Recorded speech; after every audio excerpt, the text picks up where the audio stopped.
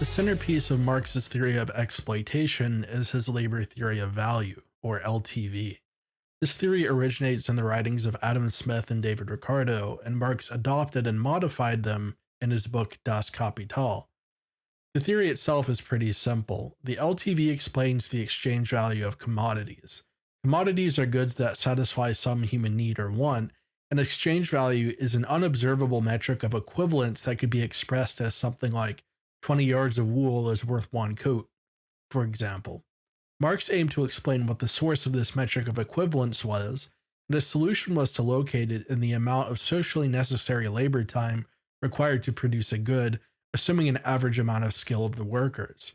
To put it in simple terms, the value of a good under the LTV is the sum of its productive input. There are a number of facile objections to the LTV made by libertarians, and I want to get them out of the way before I go any further. The first bad objection is the mud pies argument. Libertarians explain that if a commodity's value is proportional to the amount of labor time put into it, then one could simply spend an inordinate amount of time making a useless object, a mud pie, then sell it on the market for huge profits. That clearly doesn't happen. Useless goods don't sell regardless of the amount of time put into their production, and so the labor theory of value is false. Those who make the mud pies argument demonstrate only that they have not read Das Kapital. Karl Marx addresses this objection directly when he states that if a good has no use value, satisfaction of a want or need, then the labor put into it is also useless. Since mud pies have no use value, the labor put into them is useless, and thus they are not valuable. Similarly, libertarians might argue that one could spend, say, 20 hours making a paperclip, and under the labor theory of value, this should make the paperclip worth an absurd amount of money proportional to the 20 hours of labor. But Marx is careful to define labor time as socially necessary. That is, the average amount of time necessary to make a good, assuming unskilled or average skilled laborers. Since putting 20 hours into making a paperclip is not socially necessary, it does not add any additional value. Another bad objection is the guy in the desert dying of thirst argument. Libertarians argue that labor does not determine the value of a commodity because a person dying of thirst would pay more for water than someone who wasn't thirsty, regardless of the amount of labor it took to get that water. The issue of this objection is that Marx was trying to explain equilibrium price, not necessarily the market price of a good. Market price is affected by supply and demand, and price itself is not necessarily the same as the value of a good expressed as labor inputs, since price, which Marx defines basically as the denomination of gold, can vary from the actual value of gold, which is the measure of labor. Still, another bad objection is that Marx does not take into account the skill of the workers or the quality of the commodity in determining value. However, Marx does say that high-quality craftsmanship is considered a multiple of unskilled labor time, so this objection is accounted for as well, although some economists have said that he doesn't consider all of the necessary factors that go into skilled craftsmanship.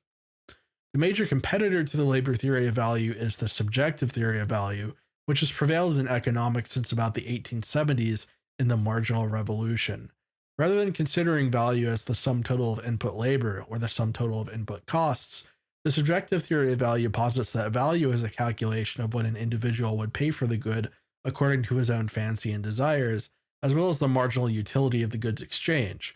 For example, if I have $1 and I need a pencil, and someone else has a pencil but needs $1, we've each decided that exchanging a pencil for $1 is of utility to us, marginal utility.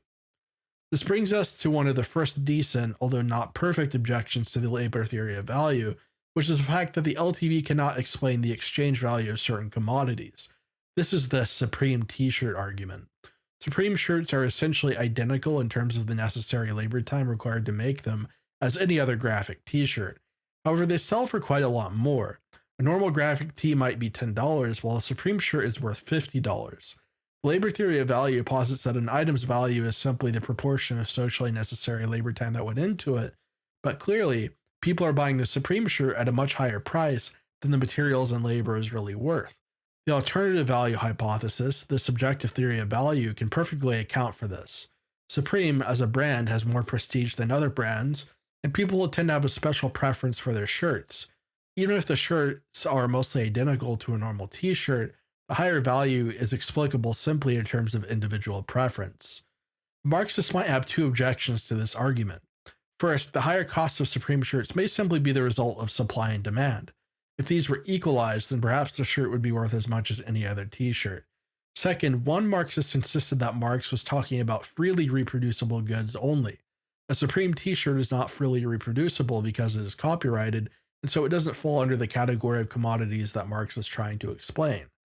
I was, on the other hand, unable to find any reference to freely reproducible goods in Capital, and it appears to me like Marx was attempting to explain commodity prices as a universal. In fact, he states that the labor theory of value holds true even for those who enter specialized trades, where he says something like, although men have made clothes for thousands of years, not one of them was a tailor, later stating that the incidence of men becoming tailors did not change the LTV. If specialization does not impede the LTV, then neither should something like copyrights or patents.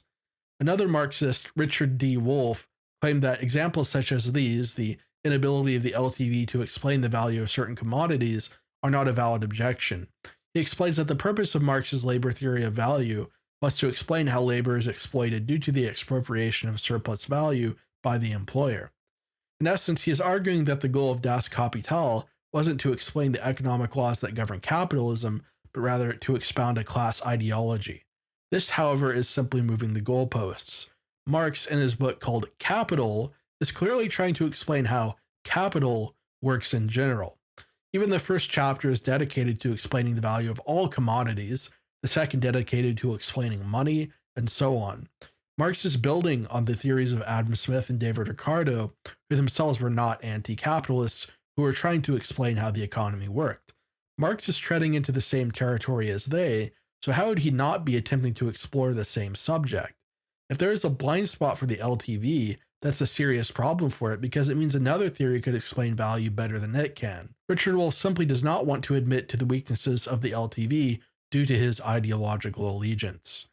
The second objection to the LTV comes from Robert Nozick. Nozick argues that socially necessary is ill-defined and necessitates subjective value judgment.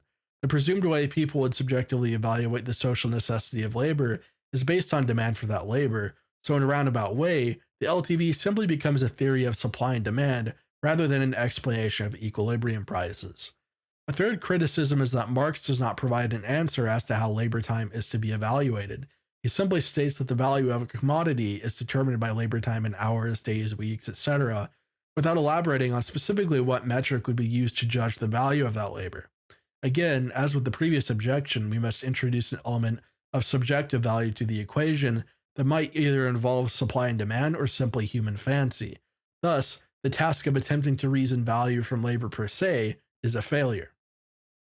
The alternative hypothesis to the LTV, subjective value theory, is in my estimation the clear winner of the two.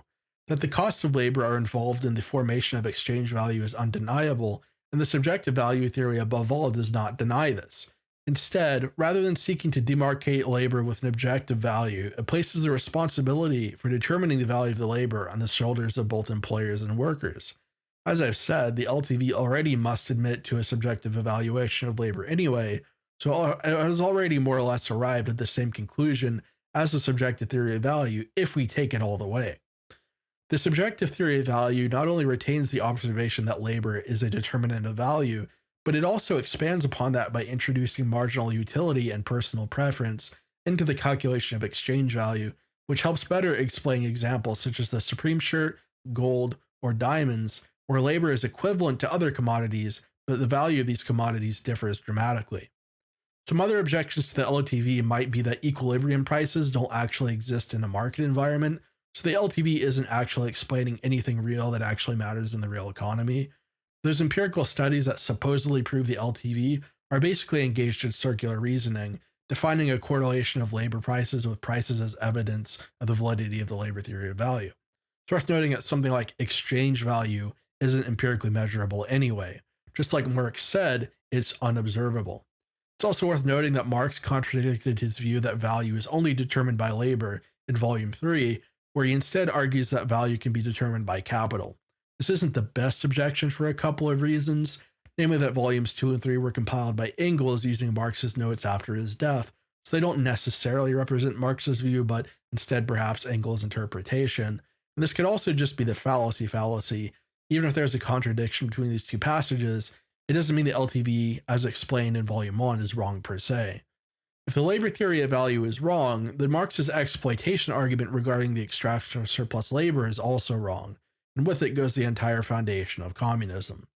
That isn't to say that capitalism is not exploitative in any way, or that capitalism is sustainable or preferable. Rather, Marx's specific theoretical view of it is wrong and requires revising. Perhaps the failure of Marx's theories is the reason why post-Marxists have decided to use theories of cultural hegemony instead.